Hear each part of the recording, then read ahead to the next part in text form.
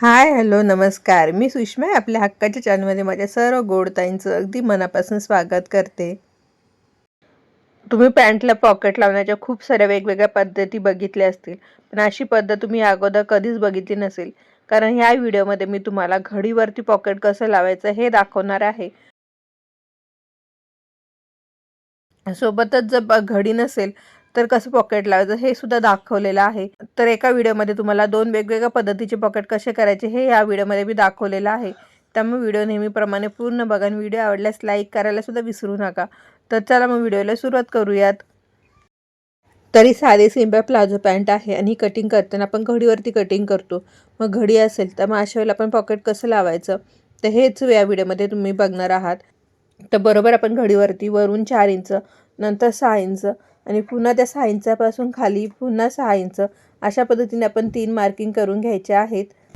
तर हे पॉकेट बनवण्यासाठी कापड मी अंदाजे 8 ते 10 इंच बाय 15 इंच अशा पद्धतीने घेतलेलं आहे आणि खालच्या साईडवर हलकासा कर्व द्यायचा आहे. माझ्याकडे पॉकेटसाठी कापड कमी होतं त्यामुळे पॉकेटला अशा पद्धतीने जोड देऊन घेतलेला आहे. म्हणून मी इथं बरोबर पॉकेटचं सेंटर घेतलं नाही, कारण तिथे शिलाई मारता आली नसती. तर तर पॉकेटचं कापड घेताना मी थोडं साईडला घेतलेलं आहे, बरोबर सेंटरवरती घेतलेलं नाही. तर बरोबर घडीवरती पॉकेटचं कापड ठेवायचं आहे. पण हे कापड ठेवताना आपण जी 4 इंचाची मार्किंग केलेली होती त्या मार्किंगवरती हे कापड ठेवायचं आहे. 2 इंचाचं अंतर सोडलेलं होतं, म्हणजे वरून 6 इंचाचं अंतर सोडलेलं होतं. तर त्या 6 इंचापासून खाली पुन्हा 6 इंच बरोबर मध्ये आपण जी 6 इंचाची मार्किंग केलेली होती त्या 6 इंचावरती आपण व्हिडिओमध्ये दाखवल्याप्रमाणे शिलाई मारून घ्यायची आहे. तर शिलाई मारताना पण आडवे 1 ते 2च टाके टाकायचे आहेत, जास्त लांब टाके टाकायचे नाहीत. ते बघा आता आपली शिलाई मारून झालेली आहे. तर आता आपण बरोबर उभा असा कट द्यायचा आहे आणि आता कट देऊन झाल्यानंतर हे कापड आपण पलटी करून घ्यायचं आहे. आपण रुंदीला 1 ते 2च टाके टाकले होते त्यामुळे इथे मोठा गॅप तयार झाला नाही.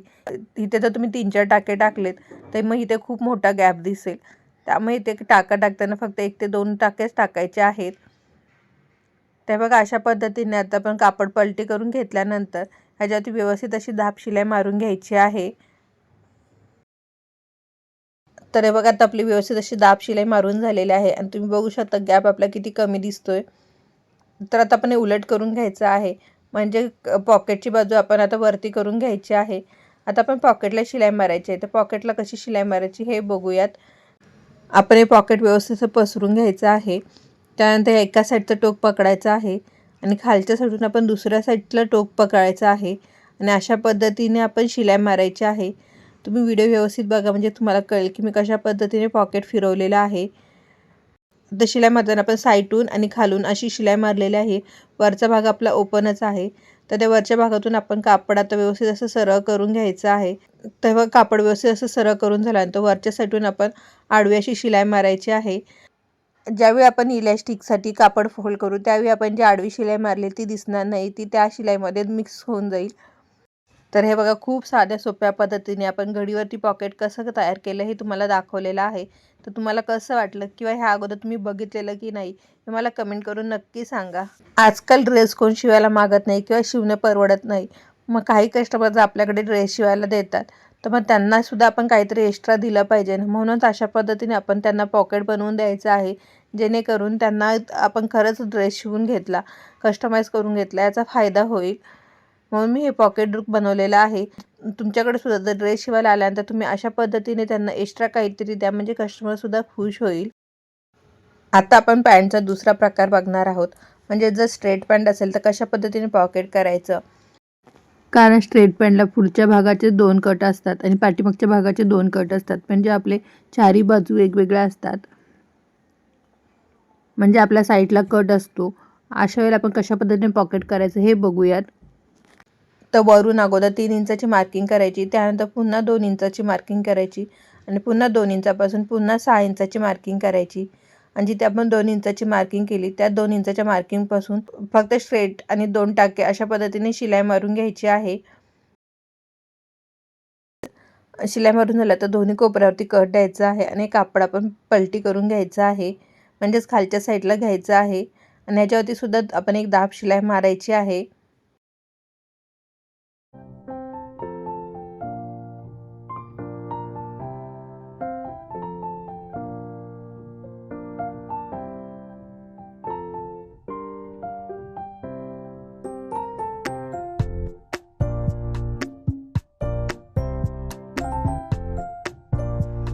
तर दाब शिलाई मारताना पॉकेटची अशा पद्धतीने घडी घालायची आहे आणि पॉकेटचं दुसरं टोक आहे ते खालच्या साईडून आहे आणि आपण आता खालच्या साईडला राऊंड आहे त्या राऊंडला अशा पद्धतीने शिलाई मारून घ्यायची आहे। शिलाई मारून झाल्यानंतर हे पॉकेट आपण आता सरळ करून घेऊयात। पॉकेटचं टोक जे खालच्या साईडला होतं ते आता आपण वरच्या साईडला करून घेतलेलं आहे। पॉकेटचं टोक आता आपण वरच्या साईडला केल्यानंतर आता आपण ह्याच्यावरती सरळ शिलाई मारायची आहे। सरळ शिलाई मारायची आहे म्हणजे आपण आता पॉकेट कापडाला अटॅच करणार आहोत। पॉकेटचं एक टोक आपलं ओपनच होतं ते टोक आता आपण पॅन्टला अटॅच करायचं आहे। मी पुन्हा एकदा तुम्हाला दाखवते की आपण कशा पद्धतीने ते अटॅच करणार आहोत।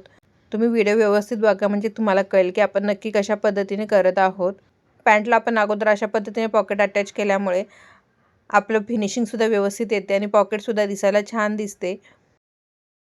फक्त आपण इथं शिलाई मारताना पलटी करून जी दाब शिलाई मारलेली होती त्या कापडाच्या अगदी किनारीपासून शिलाई मारायची आहे।